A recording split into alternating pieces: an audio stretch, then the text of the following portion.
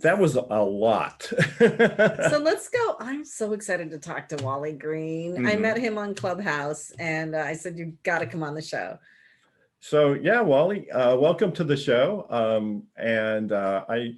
I used to play a little ping pong myself. My mother thought I was wasting my time, but obviously you made a career out of it. So tell us what you do and how you got there. Well, now currently, I'm a pro athlete and also the co-founder of Spin. And Spin is how can I explain it? It's very difficult to explain. It's a ping pong bar, lounge, restaurant, nightclub. So we took the sport of ping pong and we made it a party, like a real party. So now not only do you have, you know, your alcohol, your music, but now you have an activity to do while you're having fun. So we have 8 locations throughout the country, 1 international, and it's also co-founded by the actress Susan Sarandon. Oh, great. That's Excellent. So that's kind of like Top Golf, only it's easier Yes, because, yeah, yeah. yeah. So I'm always better at those things after a couple glasses of wine. I was going to say, So- I remember a drinking game in college that involved ping pong balls. Beer pong. Yeah. So you have done quite a bit using ping pong as your launch platform in your Yeah. life, right? Yes. You know, as a kid, I grew up in the projects with a lot of heavy domestic violence, which turned me into gangs. I was in a gang at a young age, at 13. By 13, I already owned 6 guns. So I was doing a lot of crazy stuff. Changed my life around through ping pong. Um, Traveled the entire world, pretty much every major country in the world. Then I figured I wanted to do something really big, something that was bigger than myself. So I decided I would go to the most dangerous country in the world and do a diplomacy for world peace. So if you know anything about Forrest Gump, the story of Forrest Gump takes place in 1971. It's an American historical moment where America established relations with China through ping pong. It's called the ping pong diplomacy. That's So I right. wanted to do my own ping pong diplomacy to North Korea, which is definitely the most dangerous country in the world for a Westerner. And yeah, I was able to go and I was able to accomplish what I set out to do because I never had a plan to actually, I didn't have a plan of how I was going to make a difference. I didn't know how it was going to work. I had no idea of how I was going to make a difference. I just knew that I wanted to make a difference and I wanted to plant the seed in people's minds that Americans are not evil, we're not the devil, and all this craziness that they were telling them. And had no plan, but it miraculously worked out to where I'll tell you a part of the story where it was the most amazing part. Um, During the tournament, I got to play. First of all, I was the only Westerner there. There were no Western countries at all. So it was countries like Syria, all the communist countries, of course. And I got to play a North Korean, which you know, there's a chance it can't happen. I could play maybe China and Syria or China and Vietnam, but I got to play North Korean. So as I was playing the North Korean, I noticed that every time I made a point, the 5,000 fans would make this crazy sound. I was like a sound of disapproval. And it was really intense. And you know, and I was just thinking like, man, these people really hate me because they really hate you. Like you're American, they really hate you. Then he started to make some points, right? And as he made points, they started clapping and cheering really loud. And then it got so loud to where like you would think this was like the finals of the Olympics. And it wasn't. It was the first game of a match. That was the preliminary round. And they were so loud. And I was like, whoa. And I just looked up at them and I just gave this smile. And as I gave the smile, everyone started smiling. And I was like, okay, that's weird. So then we started playing again. I looked up again and I smiled at them just to see what would happen. And everyone started smiling and laughing. So I was like, oh my God, this is it right here. This is the opportunity. This is the opportunity. I'm going to make a difference right here. I got 5,000 people watching just me, like they're focused on me. And I was like, all right, this is what I'm going to do. I'm not gonna like try to win this match. I'm gonna play. I'm gonna go through the motions, but I'm gonna keep the contact with those 5,000 people up there. So every time I would look up, I would smile, they would smile. So it was like, you know, we were kind of hanging out. And then, of course, I wound up losing the match. And at the end of the match, you have to shake hands with your opponent. And you could tell that he didn't really want to shake hands with me, right? Because I'm the devil, I'm evil, et cetera, et cetera. So my camera is filming actually behind me, which is his face, my back. And you see, he comes to shake my hand and he gives me like this kind of handshake. Like, I'll shake your hand, but I really don't want to be near you kind of thing. And I just, when he went to put his hand out, I grabbed him by his arm and I pulled him in and gave him the biggest hug he's ever had. Yeah. And the people went crazy, and his face at first was like just, and then he smiled, right? So that smile is what I went all the way to North Korea for, was that one smile and that connection. Because I always tell people, you can't change someone right away. No one changes right away, but what you can do is plant the seed, right? So for the rest of that guy's life, for the rest of those 5,000 people's life, they're never gonna forget the day that this American came there and showed them nothing but love. So the next time they get some propaganda thing that says, yeah, Americans are bad, they're gonna say, well, you know what? I remember that guy came here and he was really nice and showed us love. Yeah, so it was a mission success. That's great. That took a lot of courage, you know? I mean, going to the North Korea and standing up in front of a lot of hostile people, and but drawing on your humanity and bringing everybody together. That's an incredible story. That is a great story. What year was that, Wally? This was about maybe 6 years ago. Okay, so not that long ago. It's not that long. Like around the time that around the time when Dennis Rodman went. I was just going to say, did you see Dennis Rodman when you went there? No. Yeah. So I'm curious, you have elevated yourself so much. How did you get interested in ping pong and really use it to pull yourself out of the gangs? It's really weird because I actually hated ping pong. I hated this sport. I despised it. They had it in my high school. I was on a basketball team. I played basketball, football, tennis, volleyball, wrestling. And I would walk through the lunchroom and see these kids playing. And I would just laugh and say, look at these kids with short shorts and a stick. I used to make fun of them. But I found the sport when I started shooting pool. And I thought I was really good pool player. And back then, like I said, I was doing my whole gang thing. So I was doing a lot of bad stuff. You know, I had stolen the pool stick.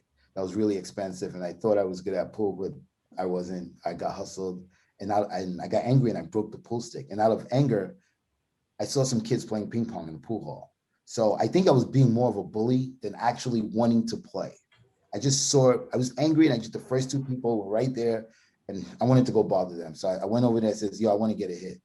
So I wasn't asking. I said, I would just give me, I want to get a hit. And so the guy gave me the racket, and out of anger, I hit the ball, went on the table, and he was like, hey, oh man, do you play it? I was like, no, I don't play this. He was like, well, there's a ping pong club, a real ping pong club. And I was like, what? There's no way there's a ping pong club. I said, there's no way there's a place dedicated for this. And he was like, yeah, there is. And I was like, no way. So eventually I wanted to check it out because, like I said, I was an all-around athlete. So sports do interest me. Even if I don't like them, they sort of kind of interest me. So I went down and I saw these people playing. And it was crazy. Like they were standing back from the table, making noise, and boom. And I was like, whoa, this is nuts. So that was my first interest. And then, but nobody would play with me because the community is very tight. And if they don't know you and they just assume you can't play, and they won't play with you. And then finally, this old guy used to come and hit with me once in a while, and he would just destroy me.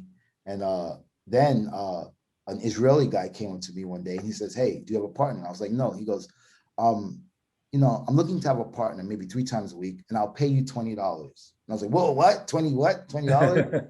Yeah, my eyes lit up. And I wasn't when you became a professional, right? Yeah. I mean, I wasn't great, but I could hit. So we would talk a lot, and we talked about, you know, I would talk about my family, which was my gang and stuff like that. But for him, it was like a TV show. Like if you never lived that life, or you don't know anyone in that life, it's really impossible to understand, right? Because how can you understand that a 13-year-old has guns? Like, the normal person cannot really conceive that idea. But for me, if you tell me, I'll be like, oh yeah, okay, I get it, you know. So for him, it was like a TV show. One day I went to the club and a 22 caliber fell out of my bag, and he saw it, and it was in front of him, and it was a really awkward moment. And I looked at him and I was like, yo, I gotta go. And I just left because I didn't want to take a chance he would call police or whatever. So I was out, and the first thing I thought was, damn, there goes my $20. It's gone. And then Wow. he called me 2 days later, and he was like, hey, are we still playing? But then I went, we played, and then he says, I want to invite you to my house. So he had a house, which was 2.5 hours away from New York, in Hunter, near Hunter Mountain. And I went there to meet his family, which was weird because you just saw the kind of person I am, but yet you brought me to meet your family. And I think he was trying to give me this sense of what a real family was. And then he says, hey, you know, I like you a lot, and I really want to help you, and I'm going to pay for you to go to Germany to learn ping pong. What? So yeah, so that's how I started. I mean, he paid for me to go to a sports school where all the athletes in their respective sports, they all live in this school, they all train together. And I went there for 4 months. And then that was the start of how I started to change the way I thought. And that was how I got into it. Wow. He must have seen something in you and known that you could turn your life around. That's wonderful. Yeah. So Kenya, do you have any questions or thoughts? I do. I mean, Wally, I talk to people like you, and then I'm like, God, I really need to get my life in order. Like, you just have so much inspiration, and your story is just so empowering. I mean, I guess a question I would have for you is, you know, what is one life lesson that you've taken away from ping pong as a sport or a game? I think the biggest life lesson as it pertains to entrepreneurship would be consistency. It's all about consistency. If you don't have consistency, it's very hard, it's very difficult to be successful. Like when I'm trading, especially a sport like ping pong, like people don't realize, we have to train so hard. Like I'm on the table, and let's say I'm hitting forehands, I'm just hitting forehands. I'm using, you know, full body motion, full power for 7 minutes. So picture doing this, just bam, bam, bam, for 7 minutes. And we do it because to be consistent. When you're consistent, when the big moments happen, you're automatically ready. You're always ready for the big moments when you're consistent. So that was definitely one of the biggest life lessons that I learned from the sport. It was about being consistent. Wow. I couldn't agree with you more. I mean, I think that having the right habits for entrepreneurs, you know, having a schedule, looking at your numbers, looking at your marketing, looking at, you know, the parts of your business that need to be looked at consistently, that makes a big difference. And if you do different things on different days too much, then I agree. It's the performance is not nearly as good. So Yeah. So Wally, where do you go from here? So you've been to North Korea, which is amazing. One of the very few Americans. I've never met anybody that's been in North Korea before myself. You know, you've got your club. Where do you go? Are you going to just keep running your club? Or are you going to go into competitions? Now I'm working on the documentary called My North Korean Ping Pong Diplomacy. So I have a ton of footage from North Korea. I think I have over, I don't remember how many hours, but it's a lot of footage. I was never interested in filmmaking at all, but I made a film with a director 2 years ago, and it's called The Tables. It's a documentary about ping pong tables that I put in Bryant Park 10 years ago. And the way I got into it, I met this guy. I heard some guy was filming a film about ping pong, and anything that has to do with ping pong in this country, I'll know about it because people reach out to me. But I never heard about this guy. And I went to the park one day and saw him. I said, hey, you making a film about ping pong? And he goes, yeah. I said, hey, my name is Wally Green. I'm gonna make your film a lot better. So we started to work together, and we made this incredible documentary. It's won a total of 45 awards for Best Short Documentary. We almost got into the Oscars. National Geographic actually picked it up, so it's on Nat Geo now. And that whole journey of doing film festivals all over, like I've traveled all over the world, but I never traveled all over the country. And just going to film festivals and speaking my story, and then going to schools. I did a lot of talks in junior high schools and high schools because of the film, and being able to talk to all these kids and have them ask me questions about my story. It was one of the most fulfilling things that I've ever done. Like I didn't realize how young kids really are attracted to what you have to say, especially when there is a chance that they've been in the same situation. So that's the things I like to do now. Like I'm in Tampa now, and yesterday I went to the Boys and Girls Club and spoke about, you know, gun violence and gangs and what my life is now, how I was able to change it. Yeah, so I think that's the things that I like to do now, is just talk to kids and try to, you know, a lot of kids, especially growing up in the projects, they never get the opportunity that I had. Like, you know, it's really hard for them to understand what's outside of their circle. So, you know, I want to be that guy to say, listen, there's so much more to being angry. There's so much more to gangbanging. You just need to open your eyes, or not even open your eyes. You need your eyes to be open for you. So I want to be that person to do those kind of things. That's great. This has been absolutely fascinating. Unfortunately, we have to take a break now, but you are listening to Passage to Profit, and really, I hope, Wally, you'll stick around for a little bit to help us with the rest of the show. And where can people find out about you? I do have a website, but the best place to find out about me is my Instagram, which is Wally Green NYC, and even better, my newly 1 month TikTok page. Yeah, I'm on TikTok. I know. Yeah, I'm on TikTok now. And will we get to see you play ping pong on your website or your Instagram channel? Yes. I mean, I have videos. If you Google Wally Green, table tennis, ping pong, North Korea, like a bunch of stuff will come up. Wally, your TikToks must be crazy because you can play ping pong. Yeah. I have a my TikToks are they're very interesting, actually, because they're not a lot of videos where I'm playing ping pong. There's very few, but there's a lot of stuff that I've done, like TV stuff and stuff like that. And there's a lot of anti-racist stuff. So I have a viral video on TikTok, and it had to do with the Asian hate stuff, where that's like a very serious thing to me because my wife and my kid is Asian. Mm-hmm. So I just got really upset at something that I saw, and I went on TikTok, and it went crazy. So yeah, you know, I put on TikTok whatever I'm feeling. So that's how my TikTok page is of that day. If I feel something, I want to say it goes on TikTok. Gotcha. Well, I'm definitely going to check it out. I'm kind of new to TikTok. I'm not as good as my 16-year-old. Oh yeah. The kids are great. Well, we'll be right back after this message. You're listening to Passage to Profit with Richard and Elizabeth Gearhart, and our special guest this evening, Wally Green.